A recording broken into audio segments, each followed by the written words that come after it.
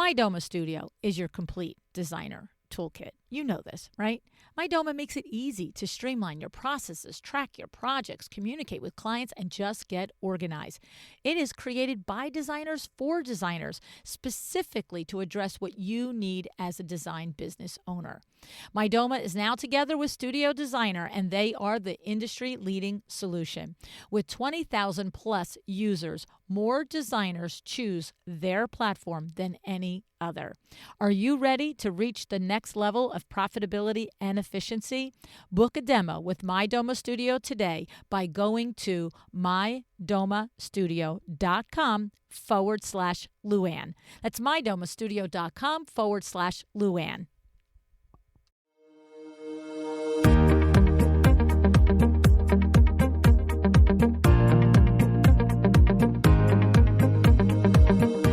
Welcome to A Well-Designed Business. My name is LuAnn Nigara, and I'm so glad you found this podcast. Together with my husband Vince and our partner Bill, we have grown our company WindowWorks from the ground up. So I know and I understand the challenges you face in running your interior design business. I also know that your talent alone isn't enough to ensure your success. So on this podcast, we talk about strategies and practical steps to help you grow your business. But make no mistake about it, we have our share of fun here too, mixed in with those aha moments that I love so much. This isn't fluff. Nobody has time for that. Whether you are a new interior designer or a seasoned designer, I am here to help you create and to manage the kind of interior design firm that you dream of. It's straight talk and it's action. Are you ready? Let's get started. Hi, welcome to A Well-Designed Business. My guest today is Liz Lidgett, a gallerist, art advisor, and author based in Des Moines, Iowa. Liz didn't wander into art. She got her master's in curatorial practice and the public sphere from the University of Southern California, then spent nearly a decade working in-house as a curator for a corporate collection. Somewhere in there, she noticed something missing. There was almost no corporate art advisory happening throughout the Midwest. So in 2012, she went out on her own and started an art advisory business to fill that gap, working directly with corporate headquarters on curating and educating people about art in their spaces. That advisory business eventually became her gallery, which she opened in 2019. And along the way, she's contributed to national publications like Better Homes and Gardens, Martha Stewart, and Apartment Therapy. And her book, Art for Everyone, came out April 21st, 2026 from Simon Element, an imprint of Simon & Schuster. Liz lives in Des Moines with her husband and her two kids, and by her own admission, an ever-expanding art collection. Now, here's what I love about this conversation. It's not really about art appreciation. It's about how a gallery functions on the business side and how shows get curated and artists get paid and how you, as an interior designer, can make real money working with a gallery instead of just admiring what's on the walls. Liz is also going to get into something that I don't think we talk about enough, which is that the artwork itself, who made it, what it means, what it represents, can say something about your client and their home in a way that other things may not be able to. And if you can be the one to help them find that messaging, you are going to be the expert in that conversation. Now, before we meet Liz, let's talk about MyDoma Studio. Picture this. You're juggling emails, design revisions, project timelines, and client expectations, all while trying to run your business. Pretty overwhelming, right? Well, enter MyDoma Studio, the designer toolkit built specifically for what you do and how you do it. It simplifies your processes, keeps your projects on track, and makes client communication seamless. The thing is, profitability isn't about working harder. It's about working smarter. And MyDoma Studio helps you do just that. Take the first step today and get 20% off your first 3 months at mydomastudio.com/a well-designed business. Alrighty, let's hear from Liz. Hey, Liz, thanks for joining me on A Well-Designed Business today. Thank you. I'm so excited. Yeah, me too. So, I was excited about this interview, and now in 2 minutes on pre-air, I'm like, oh no, I have 14 other things I want to find out about. So much to talk about. It's the truth. All right, we're going to start with the first thing. The first thing is that you are a gallery owner. You are not an interior designer. This is your profession is art, walk and talk and breathe art. Yes. Okay. But you, X amount of weeks, months, or years ago, you'll clear that up for me. Yep. Hired an interior designer to work full time in your gallery. That's right. I have never heard of that before. You said to me, it's actually not that unusual. You don't really know that much about art, LuAnn, by the way. No. I didn't say that part, but that's never. really, I was like, right. So why would I have heard about this so often? But talk to me about that. Start talking to me about like, you are a gallery owner, you have your expertise, and why did it become important for you to have an interior designer in your employee full time? Sure. So the gallery itself has been open for about 7 years. And throughout that time, people have come to us and said, okay, you're helping us with this commission or this piece of artwork. It is central to the room. Would you help us with our paint colors? Would you help us with our wallpaper? And there was all of this project creep that was happening. And I'm not trained to do that. I believe that interior designers are so special in what they do. And I don't want to help people in that specific way personally. And so Hannah Jacobus is a friend of mine. I had known her through the industry, and her role was changing. And I said, I think this might be something that our clients would love. And she's fully booked a year in. Wow. Yeah. Okay. So it's been a year since you did this. Yes. Now, this is not the point of our conversation, but I can't not ask it. Yeah. I have spent, 1,100 plus episodes on this podcast and 14 billion speaking engagements and more than 30 one-on-one chairman of the board coaching clients. And literally the dilemma is how to make it profitable. Yeah. Every designer ever is like, you charge for that and this and that. And here you are, you own a gallery and you're running a design business within it. And I'm just like, girl, but are you? Like, how do you know it's profitable? I know is it a loss leader and you don't care if it's profitable, or no, you run a P&L on it and you know darn well it is. Okay, LuAnn, this is so interesting because now that we're 1 year in, we're really digging deep into the numbers right now. Oh, good. And we know that what that number is, that one number is of what it costs to run that business. And then, so Hannah has a salary and a commission. And so anything above that profit, she gets 30% of. So to really give you the full nuts and bolts of that, she is making a commission on the jobs that she's working on. And we're making money. Okay. Now, are you selling furniture and accessories and all that through your business now? Yes. And are you making sure that you're getting trade product at the lowest trade price you can get and you have minimum markups and margins and all of the things on that? Yes. Hannah is doing all of that. Yes. Okay. I kind of want to keep digging into that, but I'm going to let it go. I mean, here's the thing. I really believe in what Hannah's skill set and what she does. And so we have meetings weekly of what we're diving into projects, what she's able to do, how we're making money on the projects, all of those sorts of things. Some of those questions I think would be for Hannah too, so she might be the next person you want to have on. Exactly. You know what it is? And we're not going to do it because it's not the point of the conversation. What we're going to do is teach interior designers how they can make money by adding art to their projects is what I'm thinking, right? Yes. But I have to say, I'm just telling you, literally, if I asked you 5 more questions, I'd probably uncover either yay, you're profitable, or you'd look at me and go, oh, heck. Actually didn't realize that. So, but I'm going to let that sit. If you ever want to have that conversation, we'll have it off air. Thank you, LuAnn. I appreciate that. Oh my God. Cause I'm just like, wait, we have an art gallery dealer that figured out in year 1 how to make a business profitable that I talked to designers have been doing for 20 years and haven't figured it out. I'm sort of skeptical. Well, here's what I will say. We have a reputation. We have a brick and mortar. We have many of the things that the gallery started, right? So she's starting and I'm starting ahead because all of that work has been done. This isn't a brand new business. This is a Right. business that's adding a new service. And so it's a Yeah. little bit different in that Yeah. Yeah. profit Yeah. way. Good. Okay. Yeah. It still has to be profitable, but I Yes, hear it you. does. It does. I can't just be busy work. No. Nobody has time for that. Exactly. Okay. All right. So tell me about like the gallery.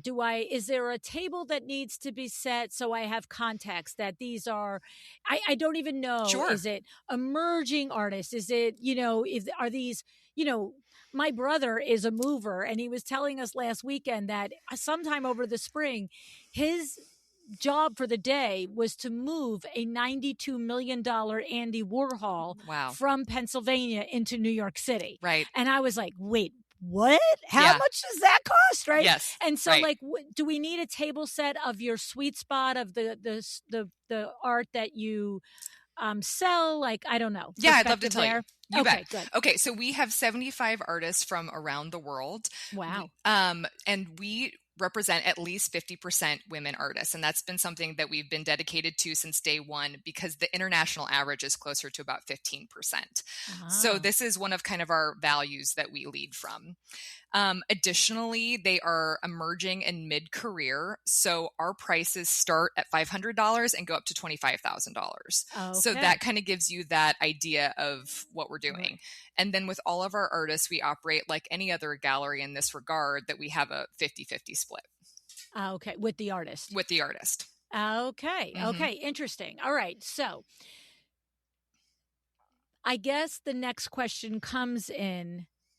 What I guess is the before and after of your experience owning the gallery with and without an interior designer within your business? And then from there, I think it'll lead us to, you teaching a designer who doesn't work for a gallery how they can do it. Okay. So what's the difference for you? I understand that one pain point. It's like, lady, you're buying a piece of art from me. I don't care what color your wall is. Stop it. Right? Like, it's like going into the dentist and going, my ankle hurts. Like, who cares? Go see the ankle doctor.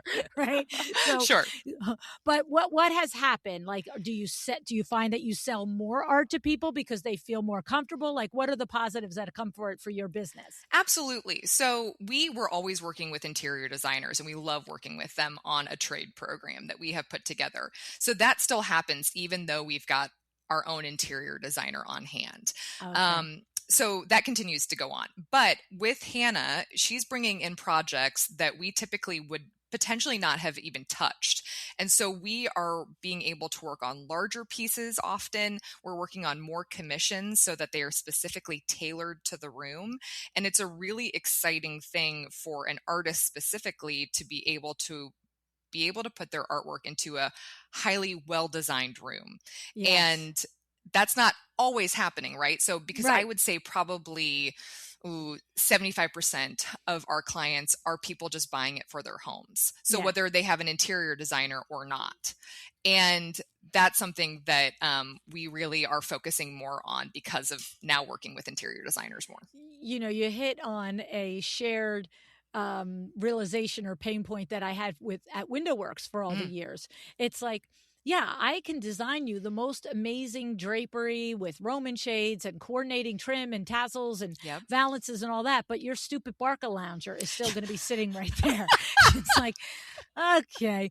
But when we do projects with interior designers and we are the person coming in to do the window treatments, the rest of the room is like, wow, this really looks great, So we'd be like, do you have a portfolio? I'd be like, no. Right, exactly. See it? Exactly. So now we get to have a larger portfolio of how artwork works in a intentionally thought out room. Exactly.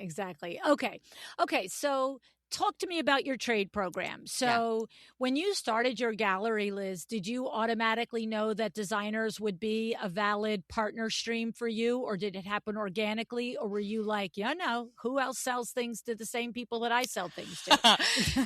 I knew that there was potential, but there's only so much time in the day, right? Yeah. So we started out a lot with personal clients, a lot of walk-ins, but then COVID hit. And we started the gallery retail portion of it in 2019. And so we had been open for less than a year. And so it really quickly became something of like, what can we focus on? Who can we be partnering with? And smart. 2020 was really an interesting time for the art world and for design, I think, because people were sitting in their homes looking around at these blank walls thinking, hey, I'd really love to love the space that I live in. And so I got to partner more with interior designers in that following year. Okay, understood. Okay, so where should we go next in the conversation? Obviously, well, I shouldn't say obviously.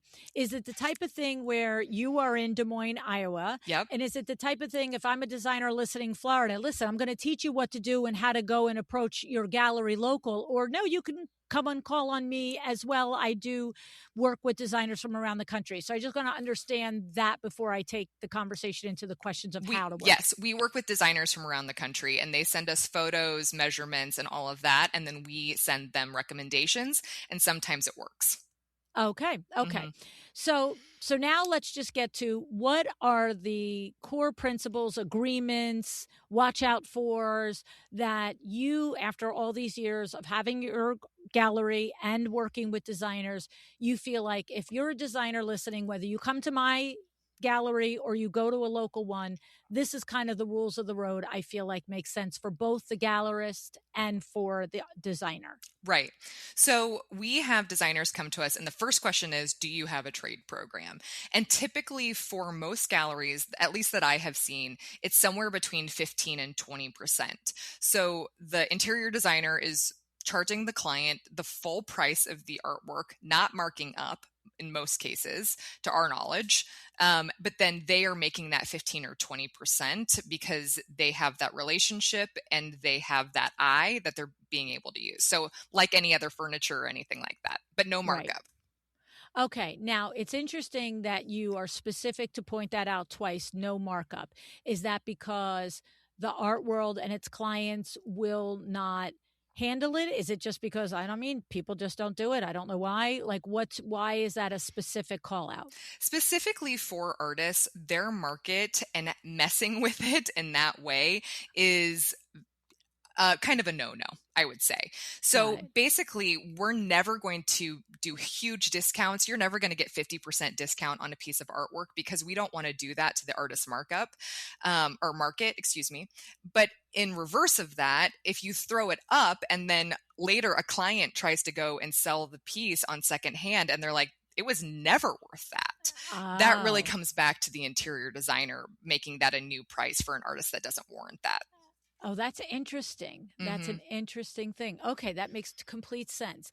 Now, when let's call it 20%. You said 15 or 20. Yeah. Let's call it 20, just, easy. I don't know why. I can't do the numbers, whether they're easy or hard, but we'll pretend. Yeah.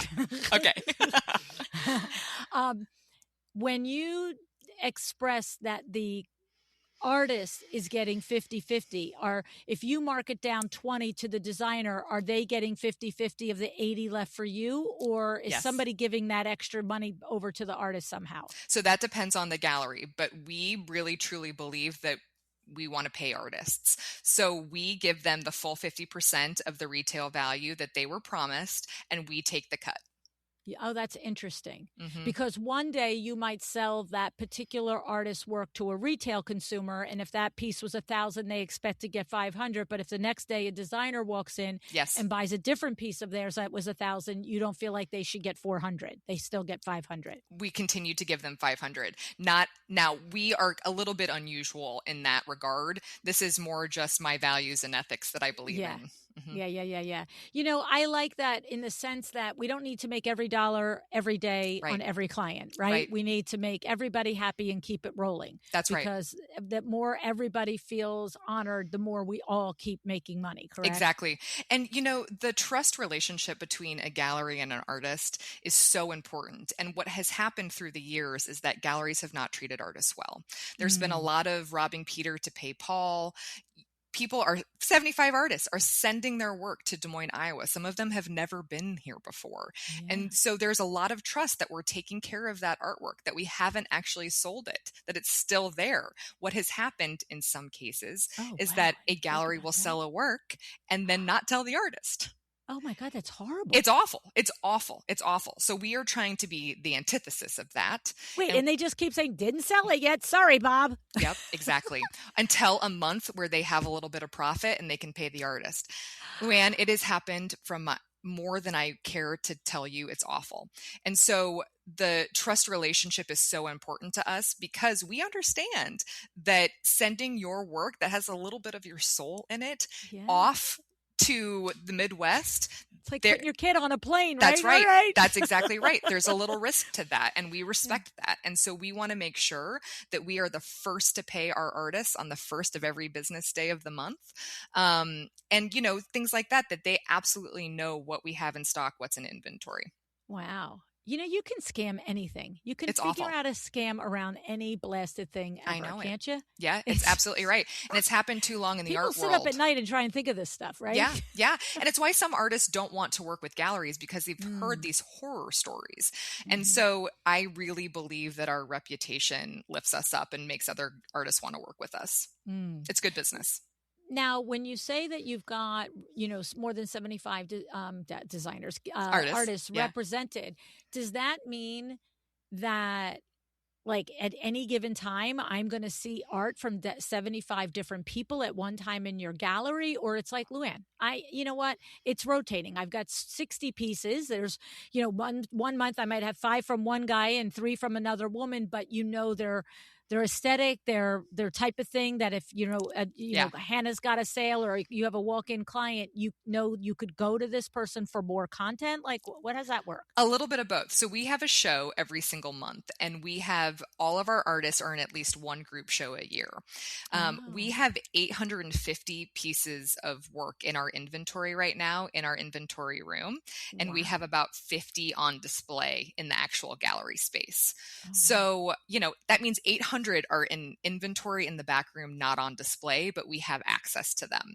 And so what happens a lot is that everything is for sale on our website 24/7. We get 3 a.m. purchases the whole and sales. Inventory is up on the website and always current. So it's always current there.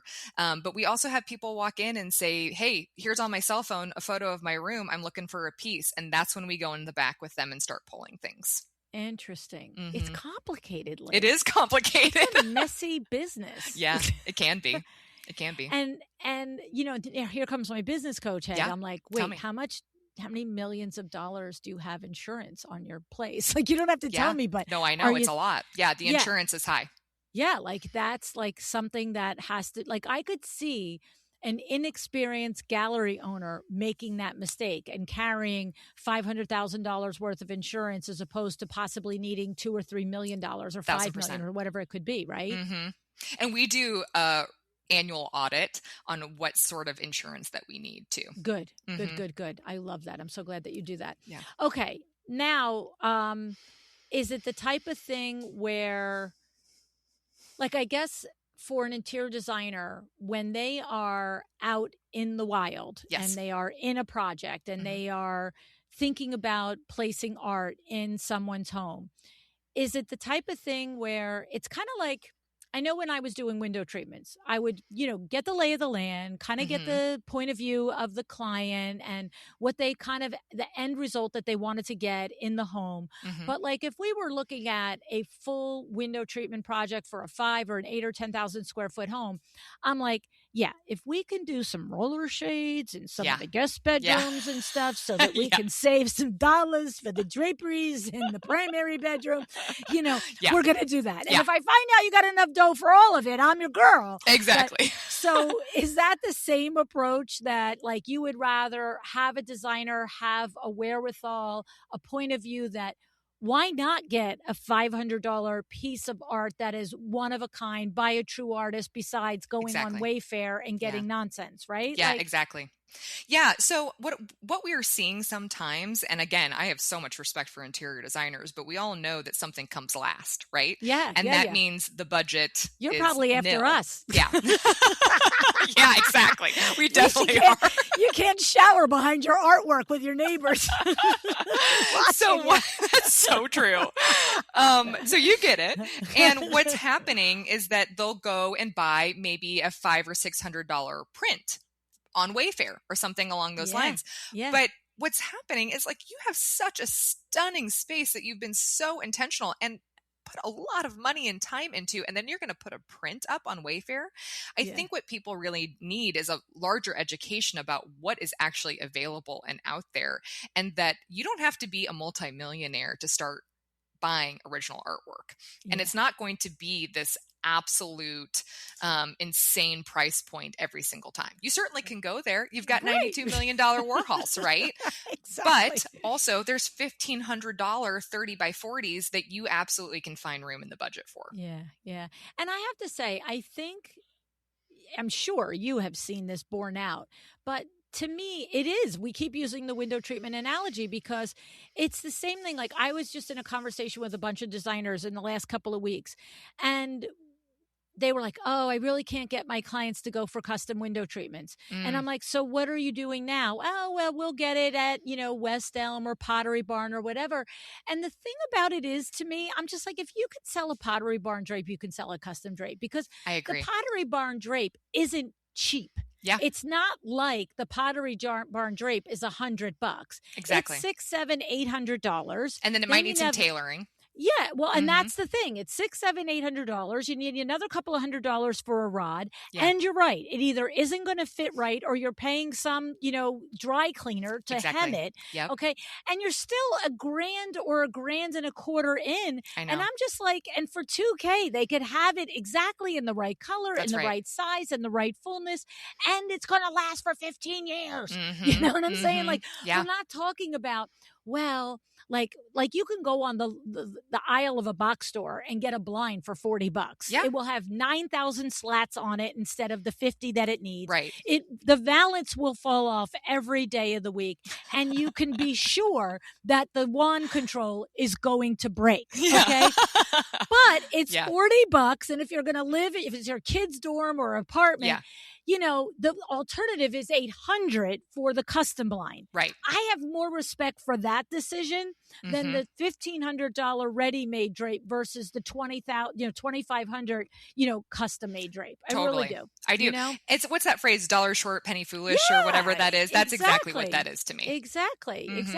And so what you're saying is it's similar to art. It's a lot of times like our designer would say, yeah, you can buy that sofa retail for $2,000, but for $3,000, $4,000, $5,000, I can give you a sofa that is literally handmade, 8-way, hand tied, blah, blah, blah. Not like a piece of, plywood knelt, hammered together underneath a piece of, crappy foam, right? That's exactly right. It just feels like a waste of money, because someday someone is going to be looking at all of your stuff when you're long gone. And that's either you have bought an heirloom, something that someone is going to treasure for the rest of their lives, or it's going to go to the garage sale because it instantly loses its worth the minute it walks into your home. Yeah. Now, how do you help designers navigate? I don't know that much about art myself, let alone guide somebody on how to buy the darn stuff. Right. So when we're working with designers, the same that we are with our clients, we're trying to find out, a little bit about them. Where are they? What are they into? What are some things that they love? What are some things they dislike? And so with that information, we can try and find a piece that not only looks incredible with the design, but also feels meaningful. There's a derogatory term in the art world called OTC art, or over the couch art, and it's just the artwork it's just a piece of art that matches the sofa, and we want it to mean something. Those, Liz, in my house. Okay, well, you know who to call. And so we want these pieces to actually mean something, whether it's like, okay, well, this artist is from Charleston, South Carolina, and that's where you were born. It could mean that, the actual subject matter has something of a connection that's meaningful to you. It could mean so many different things, but we're trying to find these connection points that are actually meaningful to the end user and the client. Yeah, yeah. That's a tough thing with art. You know It what I'm is. saying? Yeah. Because you could see the thing and then it could be, 50K and you're like, yeah, that's exactly perfect. Thanks so Yeah. much, not mine, right? Yeah. It's like I'll go back to the OTC, thanks. It's There's true. that daisy that matches the pillow. But that's why you go to a gallery whose aesthetic you trust, and you also have a relationship that you've built up with over time that a lot of these designers we work with regularly. And so we've got a lot of shorthand of like, here are the details about the artist, here are the dimensions, here's the photo. Help us find a few different options and tell us why it's interesting to this client. And so we can give some really fast information that we become somebody who's important in that designer's Rolodex that makes it easier on them, saves up time, and we can give them some really good cost-effective options. Okay. And then along those lines, say your most darling, precious niece ever just, opened up her new interior design firm and she's just so excited. And, her Aunt Liz is this big lady in the art world, but Aunt Liz closed her gallery and she's retired and she's living on the beach in Hawaii. And so Aunt Liz is saying, sweetie, you got to find yourself a good gallery you trust. Here's the X 3, 5, 6 questions that I would ask as an opener to understand their ethics, right? The way they work, what this will tell you this about them, that will tell you that about them. What's the kind of advice that you would give to a designer looking to establish a relationship? That's a really good question. Really good question. Okay. So first of all, I want to know how they structure their trade program. Is there any other interior designer that has worked with them that can vouch for their turnaround, doing what they say they're going to do, how they're shipping, all of that? I would ask how they work with interior designers around the country. Okay. Or if they only are working with people locally, do they have the ability to work on a national or international scale? Because, we are in the middle of the United States, right? So we can get a piece of artwork to anybody in 2 days. That is kind of my thing, that I can get things quickly to them because I'm in the center of it all. It doesn't really matter. Art emergencies, Liz, that we needed to get somewhere in 2 days. I mean, I'm just like, you what? would be surprised. Parties are being had, LuAnn. People drive you to drink, don't they? Like, I have an art emergency. I know.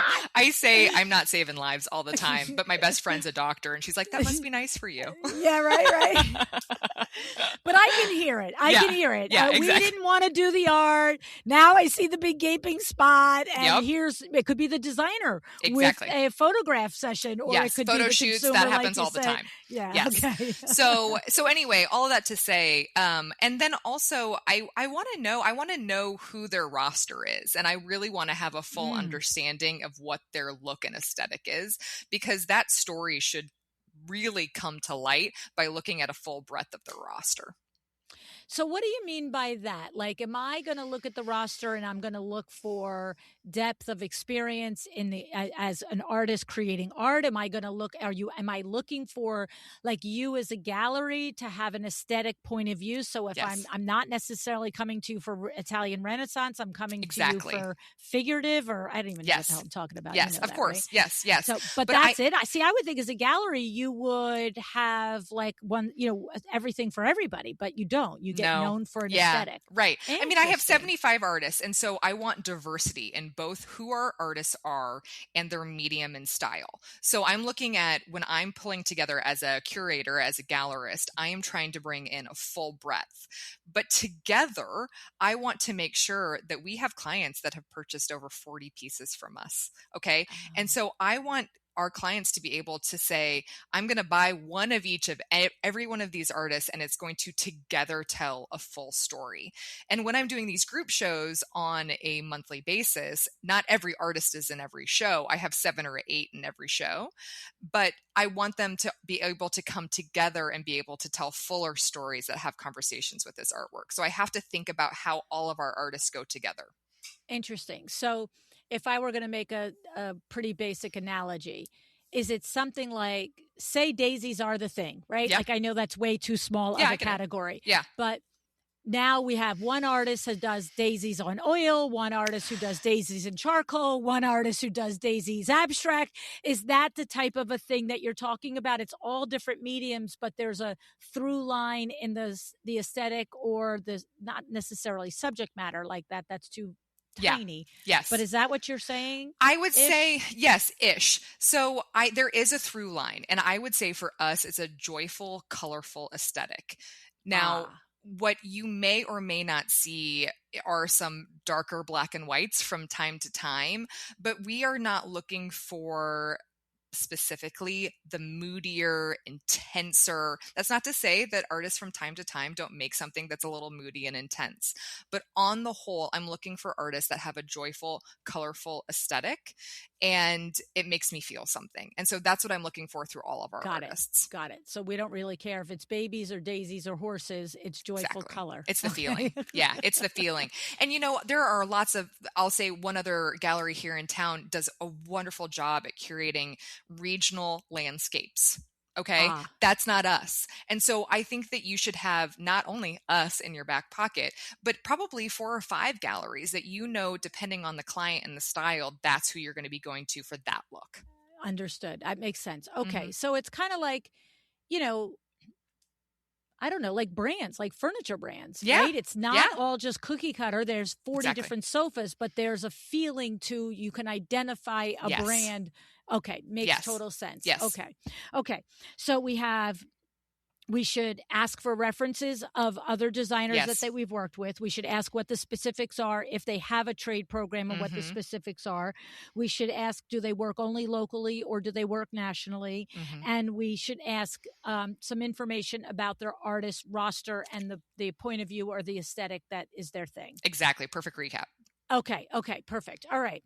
Now, are there other things I need to know? If I'm brand new and I'm like, okay, Liz, I'm fired up, I'm going to sell art. Do I need that? Do I need a service from a gallerist who I might say, I'm going to need you to come into the house and tell me what size it should be, or I can just bring you pictures and you can, like, how much hand holding can I ask for or expect if I'm just dipping my toe into this? How much support can I get? I get it. Like I said, so like from WindowWorks treatments, like I've got designers like, here's the PO, get going. And then I've got others are like, oh my God, I have no idea what to do. Can you stay here for 5 hours and help me? And we're like, yeah, we'll do that. Yeah, exactly. Yes, all of that. I mean, I think of it as marketing time, right? Yeah. Ultimately, and that just goes into the cost of the piece. And that's really what we do. But most of our designers are not in Iowa. So they are sending us photos and dimensions of the space. Oftentimes they'll give us kind of the mood board or any of their photos of their fabric samples, that sort of thing. Now that we have a designer on hand too, sometimes we can actually pull those samples ourselves and take a look at it and pull it with a piece of artwork. And then, again, that information, really making sure that you have a great relationship. But also one thing I do want to say is that there are a lot of hidden costs in art. I know there are in design too, but there are hidden costs in art. And so maybe you're buying a work on paper, it's got to get framed, right? It's got to get installed. Do you have somebody that is going to be able to do that? There is shipping. And it's, for everybody, shipping is going up, whether it's furniture or artwork. So there's all of these little hidden costs that maybe the client's budget is $1,500, but that means that we need to be looking for a work that's maybe $1,000. Yeah. Right. Exactly. Okay. And then, do you have a network of resources? If I call you from Alabama, you'd be like, you know what? Let me look at my Rolodex. I've got an installer there. Oh, not one in Alabama, but I've got a gallerist I can refer you to. Maybe how to, just get that network going. There are, some galleries play well together and some don't. Yeah. I can imagine. And so, absolutely. We have friendly galleries that we work with, especially if they may or may not have artist overlap. And so that we're able to make those connections because we are in it to represent the same artist and to lift up their career. So we have common ground. And so we're able to work with galleries across the United States because of that. Okay, good. Okay. All right. Now, you mentioned, having, the mood board and the different things. I guess I feel like I understand there's a fine line between, matching your art to the pillows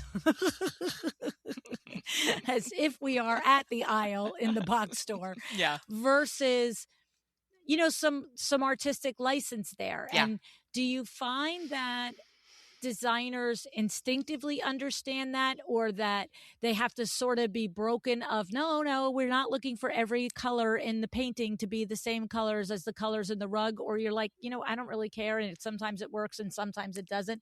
Like, what's Yeah. the deal on that? It's a little bit of both. I mean, some designers intrinsically just love a little bit of funk, right? And so Okay. when there is a pop of orange in the piece, but there's not anywhere else in the room, they get that it helps with the conversation. It brings other colors forward, for example.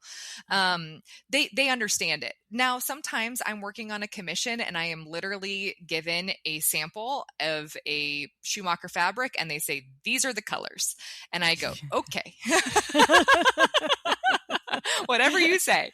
Right. And then you go find the artist that can do right. the style they want, and you're like, here's your marching orders. Yeah. And there are always ways for artists to find a little artistic license within the piece, even if we're sticking to a really strict color palette. I try to educate and push boundaries a little bit with the artwork, because that's what we're doing. Like, why not have a little bit of fun with it? But I also understand when a designer has a very strict idea of what this room is going to look like, and we're here to help. Yeah. And then how about like a designer who maybe has a specialty, or at least a vertical where he or she is doing commercial? Do you do large commercial pieces? Yes. And do you find that there's a different kind of set of watch out fors and here's to know in that lane? Yes, absolutely. So it depends on, for example, we did a hotel recently, and we've done a couple, and one was a more boutique hotel that wanted original pieces in the rooms and really believed in that. One was a much larger and wanted to be able to buy the originals, scan them, print them, and make them at 500 pieces of the exact same thing. Do they do that part on their own, or do you helped them? We facilitated that and delivered all of it. Okay. So, there's a whole wide ranging of what those commercial, for example, we do a lot of healthcare. We have to think about artwork that's wipeable. Okay. Wow. That's not, I mean, there's things that, get sprayed. So, there's all sorts of things that we have to think about for that specific type of commercial project. Yeah. But because we've been in the business long enough, we've done quite a bit. We do a lot of restaurants, a lot of entertainment. So we have to think about what are the things that people are going to get touchy and grabby with. What needs to have some sort of acrylic box, what sorts, we kind of walk through all of those possible dilemmas with the designer. Okay. And that would be there. I feel like your expertise would be invaluable if I have never really placed art in a commercial environment before. Right. I don't know what I don't know. Right. Right. And we've had projects now that have been up for 6-7 years. And so we really understand how certain types of pieces also wear over time, because, people can be animals, right? And they want to touch and they want to adjust and they want to feel and all of those things. So we really do have some insight about how some things wear and last over time. Okay. It's funny because it's just a funny firsthand experience that I have. We started going to Las Vegas 28 years ago. Oh, yeah. Yeah. So we had never been before that. And we went that year. And of course, the Vincennes was like my favorite place on earth. Like literally, it just could go. So other than the COVID year, couple years of COVID during that period, we've pretty much gone almost twice a year for 28 years. Okay. I would tell you probably at least 20 to 22 of those, we stay at the Encore. Oh, okay. Once he got, we were at whatever hotel, and I was like, "That's not the hotel I want to be in, pal. I want to go down the block." But when you're a gambler, you get your, you know what I mean? I get it. So we finally, we ripped the Band-Aid and we stayed at the Encore, and him and his casino host have been good friends ever since, right? Mm-hmm. But what's crazy about it?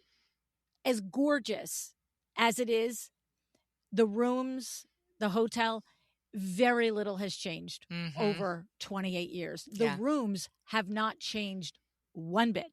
Not one fabric, not one chair, not one piece of upholstery, not one piece of art. And I like, first of all, it's amazing because it is done in a timeless style. So it Yes. doesn't date itself to Yeah. 2000 any more Right. than it dates itself to 2026. You know, Mm-hmm. Roger Thomas, I don't know if he did the bedrooms. I know he did the rest of the area, like a genius, right? Yeah. But I just like look at my husband and I go, what about us? We come twice a year. We're not the only Yeah. people who come in. Like, change it up a Change little. it up. Right? Change like, it up. come on. I know. like, I know like it. there's a certain comfort coming in, like, oh, I'm home again. But my own home doesn't stay exactly the same for 28 years. I know. Yeah. I'm not saying this specifically about Encore, but it can start to feel a little tired, right? Yeah. A lot of people have seen it. So, you know, I agree with you. I think that we try to find things in those specific things where you're finding such a massive space that we have to really balance a lot of what's going to be durable, what's going to be cost effective, what can be easily replaced. You know, just all of those things that have to come into the conversation. Yeah. It's funny. I had another experience over the winter. I did like, 8 trips in 12 weeks or something. Ooh, yeah. And I will almost always stay at a Marriott if I can. Right. And so I'm always looking there first. And there were like 3 weeks in a row that I was at the same level Marriott hotel. Cause sometimes you're at the courtyard or sometimes you're at the whatever. But it was like literally the exact same hotel. The lobby was the same. The bedroom was the same.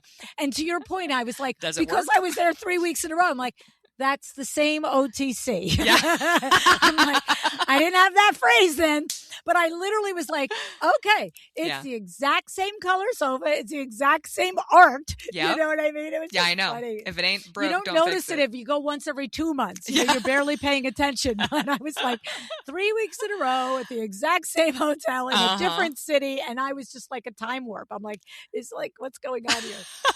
And I do think that there is something to that, LuAnn, where it's the original artwork is going to make something feel like it's not rinse and repeat. Yeah. You know, for any designer, even if you're working on homes and you have a specific style, you don't want it to feel the same every single time, of course. And so I think the original artwork the really art is a good way to differentiate that. Yeah. You're exactly right. When I think about residential design, over the years, I could pull out of my head 2 or 3 designers that, I mean, and this is going back 15, 20 years ago, even longer. You know, it was like, oh, okay, you want a custom painted wood blind with a pair of draperies, and the draperies will be this fabric or this fabric, and the rod is this rod, and we're going to do that in all of the main areas on the first floor. Like literally the drapery, the window treatment was rinse and repeat project after project. And the thing was, to your point, the designer had, the one that I'm thinking of, had an aesthetic. And yes, the sofas and the rugs and all matched an aesthetic that she had, but they were all the same. But the art, I mean, the draperies was a staple item that she left the same. And I can see how if you can rinse and repeat certain things, but art, to your point, is a good place not to rinse and repeat. Exactly. That, right? Exactly. And you know, when the budget at the end, as we were saying, there's not much left, I understand why some designers are going into a catalog and going, yep, this matches. This is great. But again, there's still a $1,200 piece. So take the extra time to email me. You know, it's not going to take a lot more out of your time, but I think that you're going to get a bigger bang for your buck in your photos with the client happiness, all of those things. Yeah. Now, one thing is there's not a lot of money for a designer to make on this. Let's be real. 15 to 20% is not a lot. Not a lot. So we have to be efficient at it, because we can't be spending 14 hours to source something that we're going to pick up a $300 commission on, because that's just crazy pants. I get it. You know, so I got to believe that your services handle a lot of that part of it. I'm like you said, I'm giving you a mood board. I'm giving you sizes. I'm like, Liz, you do the legwork, sweetie. Get me back 5 things so I can keep this under an hour on my side of it. Exactly. For $300 or $400. Exactly. We want to be as efficient with your time as possible. And, you know, we do this on a daily basis, so we're pretty good at it. Right. And so we're able to, especially as we continue to build that relationship with the designer, we really understand what they're looking for and what they want. It's a little more time as we get to know you in the very beginning. But once we start having that relationship, girl, I know what you need. Yeah. And I would think if it were me and I were on the side of the table advising the designer, I'd be like, no, we cannot, we cannot like be looking at Liz's website for 5 hours, then email Liz, then have Yeah. 3 conversations and tell Liz, not those first 5 that you gave me, give me 5 more. Yes. Keep it moving. Yes. Right? Exactly. Find something that likes, take the expert's advice on 3 items, present them to the client, make an order, check an invoice, get a check, and keep it rolling. Right? Exactly right. Yeah. And then also we have someone specifically on our team that works on collaborations and partnerships. And one of the things that she does is send a monthly newsletter just specifically for interior designers for things that we specifically think that they would like. Okay. And so she's corresponding, just saying, heads up, you may not have been on our website, but this just came in if you're looking for anything. Okay. And so we are trying to kind of cut through all of the riffraff to say, hey, we know what your style is. We just got this art in. If you want it, let me know. Yeah. And that's kind of that additional relationship building that we can do. Perfect. Okay. Now, I want to ask you about your book. Yeah. But before we do that, I want to ask you, is there anything I left out in this part of the conversation that in your mind, you're like, oh no, the designer needs to understand this service or aspect or anything? I don't think so. I think it's great. Thank you. Okay. Perfect. Okay. So tell me about this book. Oh, Simon & Schuster book. This is a big deal. It's a big deal. It's called Art for Everyone. It is about how to collect and live with artwork.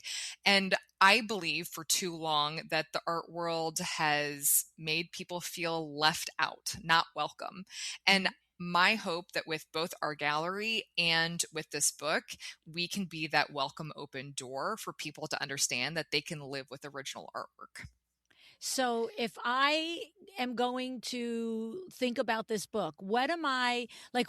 Art for everyone, right? It's not, for the snooty and the billionaires. Yep. I get that point of view. Yeah. But am I going to just at the end of it have the confidence that, yes, art is for me too, no matter how normal I am? Or am I going to learn something about selecting art? Like what's the payoff of the book? Absolutely. So it's very colorful. It's very joyful. It is colorful throughout. I give all kinds of context so that people have the information they need to ask the right questions of either artists or galleries. So I help you kind of try and find your style, some tips and tricks on that, how you're actually going to buy the piece from A to Z, what you should be looking for on the invoice, how you should save it, how you should insure it, all of that information. And then how do you live with it? And so there's a lot of styling photos throughout the book, a variety of styles, but also how to install it yourself. I'm going to solve a lot of marital fights about exactly how tall an artwork should be on the wall. Oh my God, right? Nothing ruins a room faster, right? Than you're like looking at the art at the ceiling. I know. Just because your husband is super tall doesn't mean the artwork should be super tall. But yeah, but absolutely. You're right. Try and tell him that. I know. It's all here, baby. That's awesome. I love that. So that sounds like a good primer for a designer who is also interested in starting to talk about art in a more comfortable way to add this as a revenue stream. Absolutely. And I even give vocabulary and definitions, how to pronounce certain words like gicle, that Giclee, that nobody pronounces correctly. That sort of thing. I really take people through of like some of the basic mediums, how things are made, just a context of understanding so that we all feel like we're on a level, even playing field. That's nice. That's nice. I don't think I've asked this question of 5 people in 10 years, but how did you come to this, Liz? What made you decide are you an artist who turned into an art gallery owner, or are you an enthusiast and a supporter with an education and appreciation? How did you come to it? Yeah. As a kid, I lived a few blocks from the Des Moines Art Center, which is a free museum. And I do believe that it just radicalized me into believing that everyone should have access to artwork. And, I went to college and I got my master's and I did a lot of curatorial studies and things like that. But ultimately, the things that make my heart sing is when someone is buying artwork for the first time and they connect with the piece, that they didn't ever think that this world was going to be for them. But I do believe that there's a lot of joy, a lot of happiness, a lot of excitement that people can get from the art world. And I think everybody should have the ability to be a part of it. That's awesome. That's Thank you. awesome. Thank you. I love it. I love it. Well, this has been such a fun, terrific conversation, Thank Liz. you. I Same. appreciate you sharing all this with us today. Thank you. All right. I love this conversation with Liz, but before I pick it apart, I want to say thank you to Mr. Steam for sponsoring this episode. There's something I'm pretty sure of, that is, you don't have to convince your clients that recovery matters. They already know. They're the ones getting up at 5 a.m. for a workout, who travel with a foam roller, who ask their doctor about best sleep practices. They want to feel good, and when they hire you, I think they're expecting you to know how to design and build a space that supports that. I believe it's your job to show them what's possible, to inform them of how STEAM is a major component for a person who chooses to live a healthier lifestyle. So you have to have the information and the specifications ready when they say yes. How are you going to do that? Well, head over to Mr. Steam's virtual spa tool. It helps you do exactly that. You enter the dimensions, the materials, choose the features, and it hands you a complete spec sheet at list price.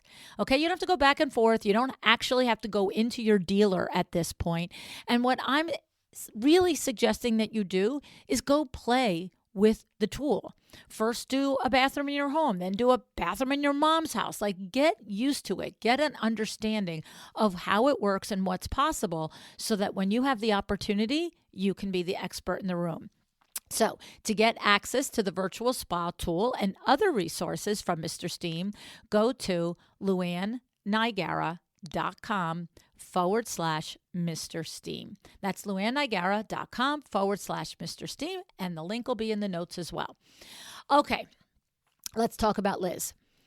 I imagine if you've never sourced art for a client before, that the idea of walking into a gallery is probably intimidating. For me, I think it would be. I'd be like, well, I don't know about this, right? But I have to say, thanks to Liz, you now have your cheat sheet. When you're vetting a gallery, whether it's hers or one down the street from your studio, here's what Liz recommends you ask. And I love having this at our fingertips. First, do they actually have a trade program? And if they do, how do they structure it? She explained that most galleries will give you 15 to 20% of the gallery's cut. And you heard her. She gives you the cut from her money because she wants to protect and honor the artists that she works with. So you might ask about that as you vet a gallery near you. All right. Second, Liz said, ask for references. Ask if they have worked with other designers who can vouch for their customer service, their turnaround time, their installation team, all the things, whether they are doing the things that they say they are doing. Okay. Also, she said to ask, how do they handle shipping and all the things connected to that. Third, Liz said that ask, do they work with designers nationally or only locally, right? You don't have to live near a gallery to have a relationship with one, she said. And then the fourth thing she said is to explore and get to know the various galleries in your area or nationally, like hers is. And she said you want to be able to start to get a feel for their artist roster, their aesthetic point of view. She said most galleries aren't everything for everyone. They'll typically have a through line, a feeling that they curate toward, and you want to know if that feeling matches A, the work that you're doing, or the specific client that you're working for at that moment. Because one gallery might be for one client and another gallery might be for another client. And then the one that's might be easy to forget, Liz said to remember, ask about the hidden costs, framing, installation, shipping. She explained that those numbers eat into the budget pretty quickly, and you're going to want to be ahead of that so that you have the full, picture that you can describe to your client before you start talking price, right? Now, here's my 2 cents, and I said it during the show. If you're making 50 or 60%, gross percent profit on something, a sofa, a piece of custom furniture, then go ahead, spend time sourcing it, right? It's built in. You're being paid for that time. But on art, when you're working on a 15 to 20% commission, that's not a margin that supports you playing curator for an afternoon, right? For spending multiple days figuring out art for a client. You're running a business and the math has to make sense. And so what I like is trust the expert you're working with. Trust the gallery owner you're working with. Liz said if you give her the size, the budget, the style, some pictures, she's going to pull it together for you. And now you walk in with maybe 3 to 5 things to see versus, in and out of every gallery for 3 days, right? Your job is to choose from what they bring you back to see, not to do their job for them. Now, does that sound familiar? Right? You expect your client to allow you to bring them a few options, knowing and understanding that you've selected those options based on your skill and your expertise and the resources that you have available to you to narrow down the entire world of sofas to the few that they should choose from, right? And how do you feel when your clients say, show me 10 more, right? Remember it. Not because I don't want you to hurt the gallery owner's feelings when you say, show me 10 more, because I don't want you blowing your profit. I want you to understand, find an expert you trust, get a synergy with them, and let them do that part, right? All right, here's your action item this week. If you have a client project sitting on your desk that needs art, and you've been putting off calling a gallery, or you've been thinking the only thing you can do is mass produce prints, and you've been a little worried about how to handle it, Liz gave us the 4 questions to just start with as your script. And from there, the conversation will flow. You'll think of other questions. The gallerist will probably tell you other things, and you'll be off and running to the beginning of a new relationship. If you want to reach out to Liz directly, you can find her at lizlidgett.com. That's LizLidgett. It'll also be in the show notes. And you can hear how much she loves her work, right? And how much she would love to help you. So don't forget, you can reach out to her, or you can go on Amazon and get her book, or Barnes & Noble, all the places, Art for Everyone. And that will probably give you a little primer if placing art and specifying art is new for you. All right. Now, I have to say, if you want another perspective and some insights on how art sourcing can actually become a real profit center in your business, not just a favor for your clients, go back and listen to the other episode I did. And this one was with Josh Casper of Studio Casa. That was another terrific episode for understanding art and what your options are and how you can add this profit stream to your business. We will link that episode in the show notes as well. Liz, thank you for being here today. It was such a fun, interesting conversation. Appreciate you. And thank you for listening. I so appreciate that you show up. Decide to be excellent.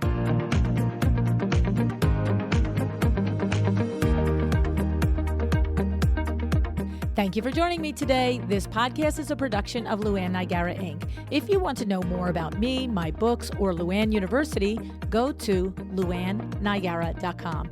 And if you are interested in having WindowWorks help you with your next window treatment or awning project in the New York, New Jersey metro area, go to WindowWorksNJ.com to learn more. Have an excellent day.